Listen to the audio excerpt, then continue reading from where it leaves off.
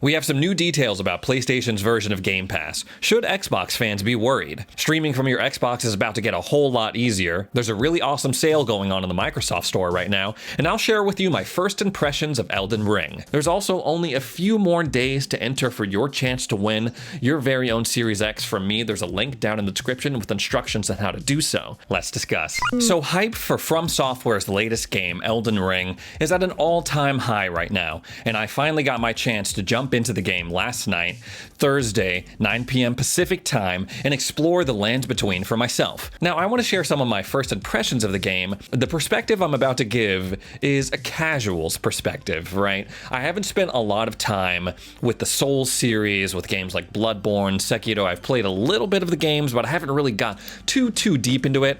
And I feel like with the nature of this game, with the hype being what it is piquing the interest of people who are not usually into Dark Souls games, who are not into From Software's games, so hopefully my perspective will be helpful to those kinds of people. So I can confirm, yes, the game can be pretty difficult at some times. You're gonna run into some enemies that are pretty scary, they do a lot of damage, they have these wide sweeping attacks that seem unavoidable, and that's okay, right? I've gotten pretty much through the first little story part of the game. I've beat the first boss. You know, I haven't felt that feeling of, man, I just want to like throw my controller at a wall. I want to punch my monitor because I'm so angry at this game for being so difficult. You will find difficult enemies, but what is familiar to me as someone who's played a lot of MMOs in the past, a lot of RPGs in the past, is running into a challenge and then saying, okay, this is a little bit too difficult for me right now. Let me go back to the easier parts of this world, the easier enemies, grind them a little bit, farm them a little bit, build up my character, build up my level, and then go back to the boss or the area that I was having difficulty with and take it on then. For example, when you leave the game's tutorial area, the Cave of Knowledge, the Stranded Graveyard, you enter into the world of Elden Ring for the first time. You emerge from the Cave of Knowledge and you see the world, and it's glorious. It's very much like in Breath of the Wild, leaving the Shrine of Resurrection for the first time, except unlike Breath of the Wild, when you step out of this Cave of Knowledge, this tutorial area, you are greeted by a guy strutting around on this huge armored horse in full golden regalia, full armor, this huge shield, and this giant halberd that's like the size of my apartment. And you learn very quickly that it's not always in your best interest to take on every enemy that you see, every enemy that you run into, because if you try to engage him, chances are you're going to get clapped, like myself. And then when I resurrected, I avoided him. I went to the areas behind him, found a merchant, found lower level enemies. I found a cave with some lower level enemies as well, and the Beastmaster, which was a much more manageable boss to take on versus that golden horse guy. And then I revisited him and I was able to put up much more of a fight. It wasn't easy, but I was able to eventually beat him, and that's just the way it goes. Now, do not be fooled. Just because you grind a bunch of low-level enemies, level up your stats, does not mean that you're going to be automatically put on par with some of these more difficult bosses. No, you still got to have the skill. You still got to get good in order to take on these bosses, even if you have elevated stats. Some people might find that annoying, but I found it very satisfying when I was able to return to a challenge that was previously I was like, whoa, I cannot do this, and then conquer it. So I found the game very forgiving in that way. Due to the open world nature of this, I was able to sneak around that scary horse guy, get to an easier level, get to more manageable enemies, and there are some other things I found pretty forgiving as well, given the circumstances for this game, or given how difficult Souls games are usually regarded. For example, I found myself in a very scary like dungeon arena aspect. I don't even know what it's called. I found a purple circle on the ground. I interacted with it, and then it teleported me into this like really dark arena, and all of a sudden I hear the boss music. You know, that's when you know you are just, oh man, you're in for a bad time when you hear that bell and it goes, oh, and then this guy appears. He's like this Black Knight, like the Dark Crusader or whatever his name is, and he destroys me, right? And I lost all of my runes. They have a very similar mechanic to the Dark Souls games, where every time you die, you lose your runes, which is the in-game currency that allows you to buy stuff from merchants, which allows you to level up your character, which allows you to upgrade your armaments and your armor and things like that. And when that happens, when you die, you have to go back to the place where you died, collect it, or else you lose it forever. And I thought, oh my gosh, I have to go back to this dungeon that you can only get out of if you beat this scary guy. I just lost a bunch of runes. I am sad now. But when I went back to the purple circle thing that teleported me in the first place, my runes were above ground. I did not need to go back in the dungeon. So I thought that was pretty nice. Also, you get your mount torrent pretty early on as well, and that opens up a whole lot of things in terms of the traversal. You have access to mounted combat as well, so you're able to, at least for these lower enemies, just kind of do a medieval drive-by and ride up to them really fast, slash them, and then run away, and then repeat until they are dead. On a side note, I really like the map of this game. It's a small thing, but the way that it's illustrated and the detail of it, I really enjoy. It's kind of like very similar, and you can tell that George R.R. Martin worked on this, very similar to the maps of worlds that you would find in fantasy novels like The Lord of the Rings, Song of Ice and Fire. I actually have the art book and the history book for A Song of Ice and Fire, and as you can see, this map right here, very similar to the in-game map that you will find in Elden Ring. I was not particularly blown away by the graphics and the look of this game. You know, it's funny because I just started playing Cyberpunk, and I was thinking, wow, this game looks really great. The graphics are really great, which I know is it kind of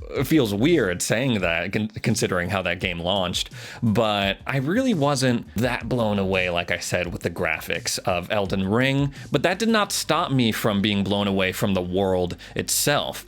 You know, it's very dramatic. You see these huge sheer cliffs erupting out of the landscape, and the armor and the character designs of these enemies are really interesting. You know, the ever-looming presence of the giant Erd tree in the back. The design of this world is really awesome. Of course, there has been a little bit of a controversy with how this game is running on consoles and PC right now. It's not really what people were expecting. The frame rates are a little shoddy. There's some really crazy DirectX 12 thing that you have to work around on PC. It's a little bit of a mess. Overall, I'm having a pretty good time. I rolled a Confessor, which was recommended to me as one of like the quote-unquote easier builds if you're newer to games like this. And you know, I do the sword and board thing. I have healing magic in case I need it, in case I'm in a pinch. And you know, I'm having a lot of fun. Of course, not a lot of people are going to be down with like the grindy mechanics of it, kind of at the beginning sneaking around and doing mostly backstabs, but I don't really mind that. I will say this is a Souls game through and through, right? It is a Souls game with a bigger map, with some extra bells and whistles. I would say it's a little brighter than most Souls games, but if you played a Souls game or you watched someone play it and you thought this is not for me, chances are you are not going to like this. It is very similar to the From Software games in the past. Even the spamming of the dodge roll, I feel like it's the same animation they've been using since like 2011. And you know, due to the nature of this game, how hyped up it was, there's probably a lot of newcomers who are interested. They saw the trailers and they saw that George R.R. Martin was working on this, and they said, oh, this game's gonna be like Game of Thrones, A Song of Ice and Fire. It looks like a high fantasy game like Skyrim or Dragon Age. It's not like any of that. It is very much just Dark Souls, bigger map. Overall, I'm enjoying myself. I'm not seeing masterpiece vibes yet, but I am enjoying myself, but I understand that it's probably not going to be a game for everybody. So once again, Microsoft has a really awesome sale going on digital titles on the Microsoft Store, and I just wanted to highlight a few that stuck out to me. Cyberpunk 2077 is 50% off. It's usually $60 and now it's $30, and I highly recommend that if you were a fan of RPGs, if you were kind of put off by by the launch and kind of like, I don't really know, I don't really want to jump into it, this is the time to jump in. They just put out the next gen versions of these games, so if you are an owner of the Xbox Series X or S, then I would highly recommend picking this up. I can confirm that the game looks great. I have been really having a good time with. I picked it up for the first time when they were putting out the trial for this next gen update. If you want an RPG like Cyberpunk, but more on the fantasy end, The Witcher 3 Game of the Year Edition is on sale as well for a pretty steep discount. So usually this game bundle for The Witcher 3 is $49.99, and now it's $10, $9.99. And The Witcher 3, one of my favorite games of all time, and this Game of the Year edition will include a lot of the expansions, all the expansions, I'm pretty sure, and which Blood and Wine is like one of the best DLCs ever. It doesn't matter like the genre. If Elden Ring piqued your interest at all, Code Vein is also on sale. Code Vein is billed as being Dark Souls but anime, and I think that's pretty accurate, right? The deluxe edition for Code Vein usually goes for $80, but right now it's on sale for $15.99, $16. I think that's a pretty good value considering how this game normally sells for. Chivalry 2 is also on sale, and I love games like this. I love Mount and Blade, Chivalry, For Honor. Chivalry 1 and 2 brought me many hours of chaotic enjoyment with my friends. You never know what's going to happen when you're just going to get rocked by this guy with this huge two-handed sword. Lots of great chaotic fun. In Chivalry 2, there is a bit of a meta in terms of the weapons, so if you are just looking for a casual experience, maybe this isn't for you, but I would give it a try anyway. It's like a first-person multiplayer experience like you would find in Call of Duty or any arena shooter, but with swords, bows, spears, horses, and all sorts of medieval weaponry. It's awesome. Interestingly enough, Borderlands 3 is on sale, but not the base game, if that makes sense. So Borderlands 3, the base game, is sitting at $60 right now on the Microsoft Store, but Borderlands 3 the Next Level Edition is $21. Now, I would definitely recommend going for Borderlands 3, the Next Level Edition. I think $21 is a fair price for this game. I am a big fan of the Borderlands series. I played Borderlands 1, 2, 3, Borderlands the pre-sequel. I didn't play any of the Handsome Jack games or any of the Telltale games, but I have spent a lot of time with that series.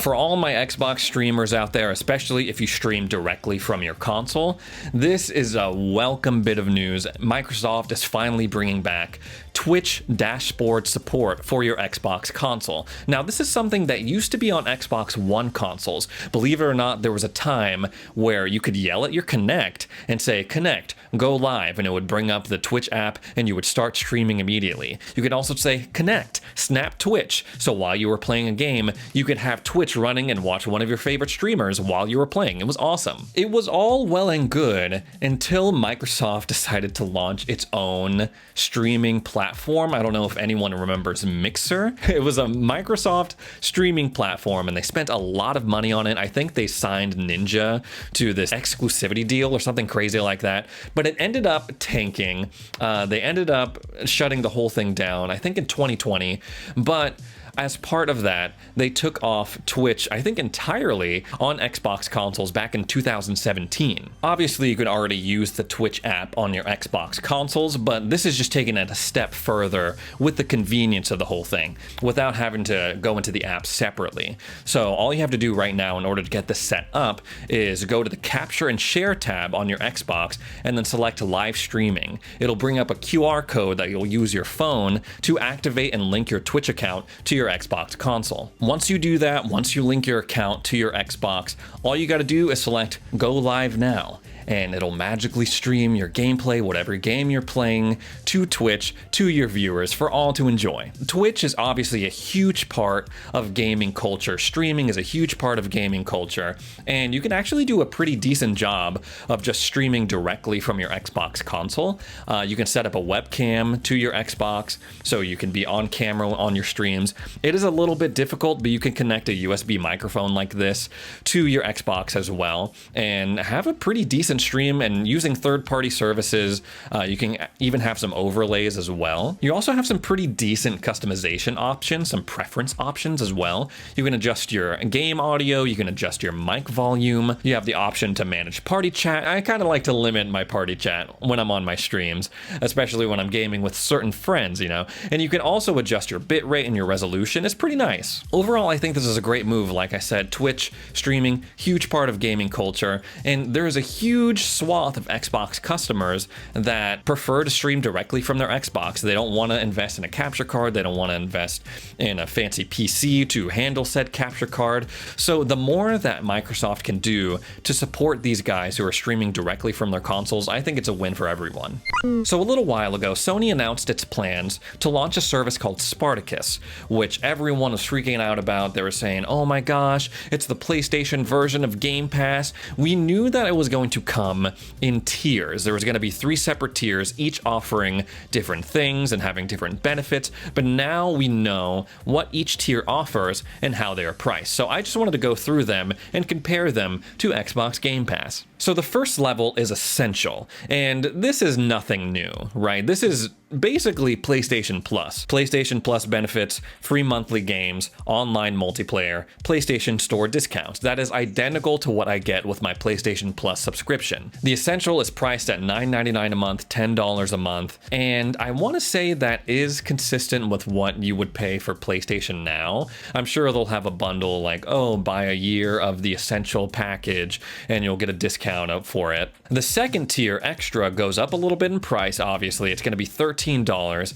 and what they're doing is they're taking that PlayStation membership and they're combining it with PS Now. Now, a lot of people on Twitter like to compare Game Pass subscriber numbers to PlayStation Plus subscriber numbers, but that's not really fair. PlayStation Plus, I would say, is more like Xbox Live Gold, whereas PS Now is what I would consider the PlayStation version of Game Pass. You have a catalog of third-party games, you have a pretty decent list of PlayStation classics. You can play the whole God of War series, for example, on PS Now. And you got some other older PlayStation games, maybe some games that came out on PlayStation 4, like Horizon Zero Dawn, and games like that. You know, PS Now has not been as successful as PlayStation Plus. The numbers are a lot lower for subscribers of PS Now, I would say. So this is basically Sony, at least from my perspective, of saying, you know what, let's just bundle it all in. Let's bring the popularity of people who like PlayStation Plus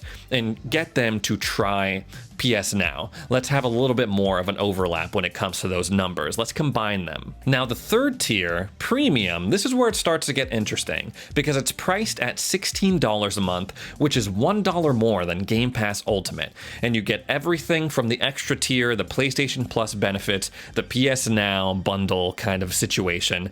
And you also get to download and stream PS Now games. You get a classic games library and first-party game trials and backwards compatibility support for PlayStation, PS2, PS3, and PS4 on your PlayStation 5 console. I'm sure that backwards compatibility will also extend to PlayStation 4, but obviously when you're playing PS4 games on PS4, that's not backwards compatible. And now seeing this premium option, seeing that it's priced pretty much the same, a little bit more expensive than Game Pass Ultimate, I still would not say that this is a Game Pass competitor. I would say this is a great option if you're a PlayStation owner to have backwards compatibility finally. And while they do offer first-party game trials, over on Xbox Game Pass Ultimate, we still get our first-party games day and date when they release. And we also have EA Play on the Game Pass Ultimate subscription, which allows you to play a whole lot of games from the EA stable published by EA,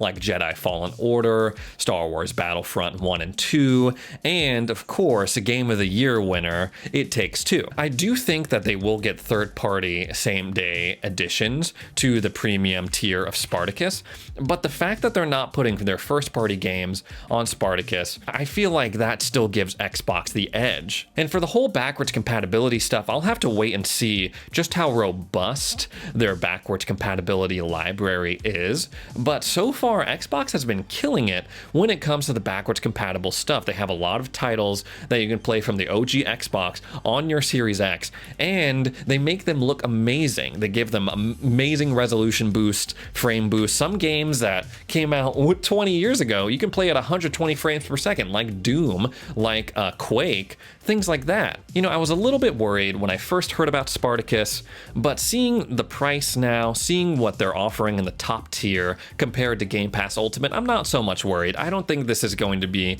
giving Game Pass a lot of trouble. I think this is something, if you're a PS5 owner, it'll be great to play, you know, on the premium subscription, some PlayStation games, PS2 games, after not having backwards compatible support for a very long time. But still, when it comes to overall value, I have to give the edge to Game Pass. You know, it is just a steal when you think about that. With the Game Pass subscription, which is still cheaper than this top tier premium subscription for Spartacus, that you get the first party games. You're gonna get Starfield, you're gonna get Redfall, Perfect Dark, Fable, Avowed, all those games when they come out, Gear 6, all that awesome stuff will come as part of your Game Pass subscription. Whereas over on the PlayStation side, if you get even the top tier, the premium tier subscription, you're still gonna be shelling out money for those big first party games like God of War Ragnarok, like the new Spider-Man game, like Wolverine, in addition to your subscription. Yeah, I really don't know how this is going to go over in the PlayStation community. They're essentially locking backwards compatibility behind a paywall, whereas over on Xbox, a lot of these titles, you can just take your original disc, put it into your Series X, and it'll work. You don't need to pay for it as part of a subscription. I try to avoid the console war stuff. I really hope this works out for PlayStation, that this becomes something that PlayStation players can get excited about, but I'm still rocking with my Xbox Game Pass, man. Anyway, guys, that's all the news I have for today. If you're tuning in for the first time, my name is Ray. I would very much appreciate it if you went on over to Twitter and followed me at StayXboxReady. There's also only a few more days to enter for your chance to win your very own Series X from me. There's a link down in the description with instructions on how to do so. Thanks so much for tuning in, and we'll see you in the next video.